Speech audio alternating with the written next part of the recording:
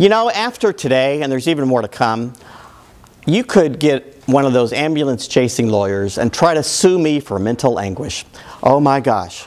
He was a crazy man. I wanted to go to a legal seminar. I thought we were going to learn just about boring statutes. He was there. He was dressing up. He had YMCA. He had boxer shorts on. We had cross-dressing people. Oh my God. Mental anguish. Sue him for $1 million. So we're before the court. We're before the judge. And you're saying he was there, and he had that. He didn't even look like a lawyer. And he was crazy. And there was music and rocky stuff. And I stand up, not in this, but in my lawyer uniform. You know, nice dark white shirt, conservative tie, and I said, Judge, does it look like me? I'm a conservative lawyer. I teach.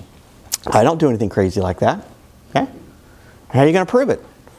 We've been taking pictures. Okay. Well, yeah, except well, in this example today would not be. Yeah, you have a pretty good shot on this one. Okay? But if you didn't, you're going to be seen as just a bizarre, crazy woman out there, or man, talking about this, but I'm saying, no, that's not me at all, okay? And I got my little lawyer suit on, okay? It doesn't matter how true it is my teaching point. Know how serious you are, you know? And this is a great example.